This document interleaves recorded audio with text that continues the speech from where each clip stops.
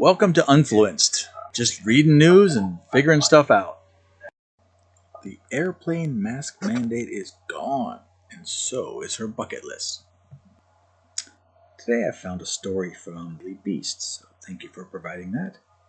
It's about a woman who was diagnosed with an absolutely horrible medical condition, and I feel for her. But this is her story about how she has a new bit of trouble in her life. It reads, more than a decade after doctors told her she only had 2 years to live, Tara Tish of Illinois continues to survive the cascading effects of an acute But unless the airline mask mandate is restored as a result of the CDC deeming it, quote, necessary for the public health on Wednesday, Tara has little hope of traveling to a list of dream destinations that prominently includes a return trip to Maui. Oh, she went to Maui. And she wants to go again. Okay, got it. I'd like to go and swim with the green turtles again before I die. Oh, a dream trip, a lifetime. People dream their entire lifetimes to swim with turtles in Maui, and she wants to do it again. Okay, got it. And I'd like to go and share that with my husband. She would also like to go with her husband to Norway and Ireland. Oh, a bit of a global traveler. Got it. And then we've got friends in Germany we'd like to see, and also in the UK. Okay, so she wants to go everywhere. Fine, no problem. We have quite the bucket list. It sounds like you have an extremely privileged life, and you have the ability to travel literally everywhere. So that's fantastic. The chances of making those journeys became more remote on Monday when a federal judge in Florida overturned the mask mandate for airlines and other forms of public transportation. Tara's home in Peoria suddenly became more distant from her dream destinations as she watched a news clip of a Southwest Airlines flight attendant going down with a trash receptacle. The flight attendant, Tara recalled, was saying, "Here, throw your mask away, throw your mask away. We don't have to wear them anymore."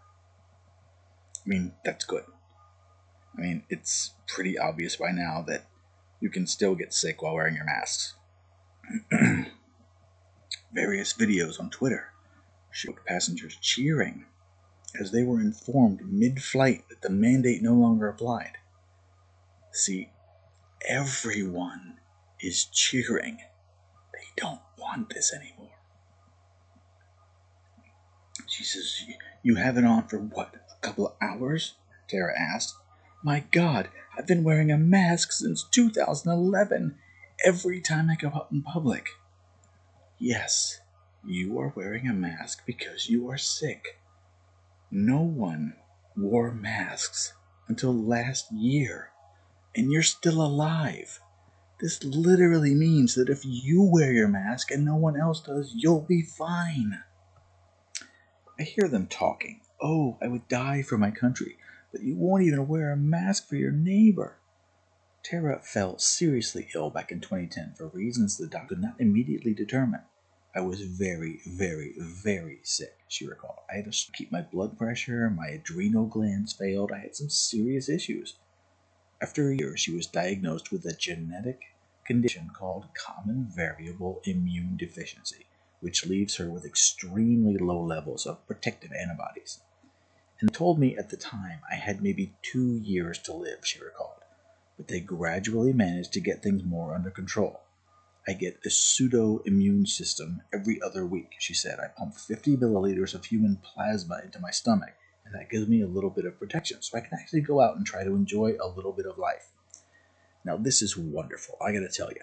I don't wish any harm on her at all. I think she's doing fantastically, but she is using an unbelievable amount of medical materials and time and just all the things. I would guess that her medical expenses, getting these incredibly technical procedures every week, could probably cost about as much as it would take to feed an entire village in Africa for, I don't know, weeks, months, hard to say. She brings along a battery-powered backpack pump that administers IV fluids to her daily, and she must wear a mask in public. The sight of it initially elicited sympathy from people she encountered. They would say, "Oh, this person probably has a medical problem," she recalled. "A lot of them assumed I had cancer." Well, that's wonderful. I mean, not that she had cancer, but that everyone was nice and kind and caring. Most people are. Most people are good. She blames then President Trump for politicizing masks after the pandemic hit. Well, that's bad framing.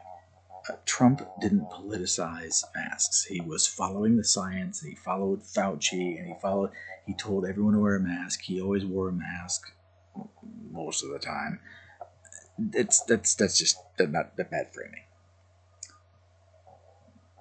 People whose mantra became "Make America Great Again" were possessed with a completely un-American selfishness. Oh, selfishness. Keep that for later. As they envisioned freedom as some God-given right to do whatever they want with no regard for anyone else. Folks who might have previously been sympathetic turned hostile. This has gotten way out of hand, Tara said. I've had a neighbor actually tell me that if I died, it wouldn't matter to him. He didn't have to wear a mask to protect me. Okay, so something has changed. People were nice and now they're not. I guess if you've been stuck in your house for 2 years and you've basically been lied to about everything, people might get a little hostile, especially if someone's screaming, "You gotta wear your mask." She would hear people express similar views, even as they waved the American flag and declared themselves to be patriots. I hear them talking. "Oh, I would die for my country." She said, "You don't even wear a mask for your neighbor?" Her lungs and kidneys were already compromised by her condition, and with COVID hitting, her immunologist instructed her on March 3rd of 2020 to remain homebound. She eventually began to venture out but avoided indoor spaces. When her husband was away in October of last year, she dared to enter a grocery store. So brave. She sought to reduce the risk by going during the early senior hours. No, she kind of breaks the rules by going in a place where it's not really meant for her. Okay, no problem. So when the crowds were reduced and everyone was supposed to wear a mask, I thought, oh, this will be good. I can finally get out of my house for a little while, because 4 walls don't make a very good mental space. Is she alluding to mental health problems? And we'll come back to that later. She was rounding the end of an aisle on the way to the bread section when she encountered a man whose face was uncovered.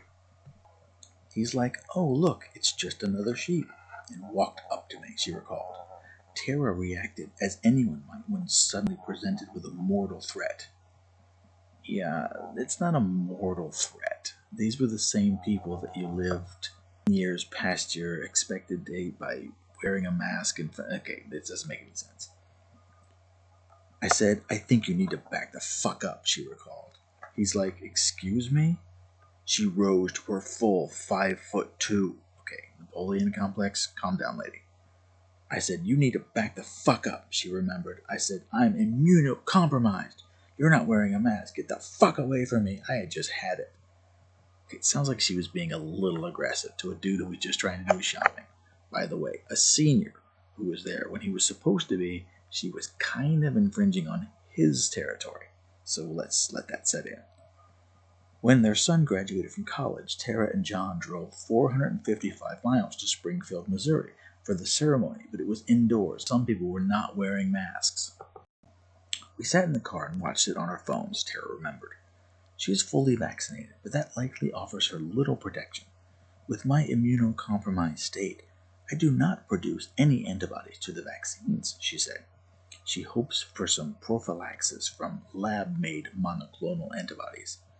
At this point, if I were to get COVID, I do not have the immune system to fight it off, she noted, and my immunologist says that I would probably not make it. After the CDC deemed the mask mandate still necessary, the U.S. Department of Justice filed an appeal seeking to overturn the Florida federal judge's ruling. Even if the mandate is restored, the Biden administration is liable to drop it in the months ahead. Without one in airports or aboard airliners, Tara cannot risk traveling to Maui and the other places that she and her husband have on their bucket list. They have to apply a more modest parameter to their travel from Peoria. It's interesting she thinks that Biden is also working against her. She mentioned Trump earlier, how he politicized this, and now Biden also is not on her side. So maybe everyone is kind of done with the masks. Anywhere that there's not corn, she said.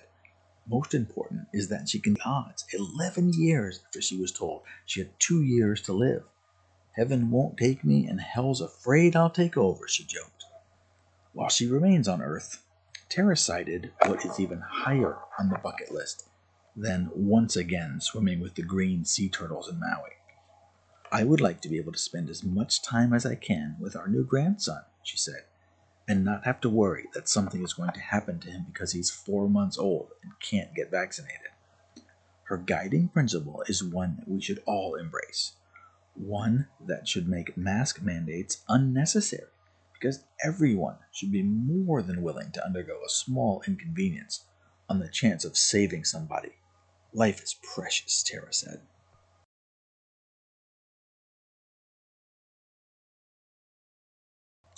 I feel just awful for this lady. She was stricken with a horrible disease, and that's fault. She was given 2 years to live, and it was 11 years ago. She was given a death sentence. She beat it. She is being extremely selfish in wanting to live her life. But that's amazing. She wants to travel the world and do everything on her bucket list. Also amazing. I wish her the best.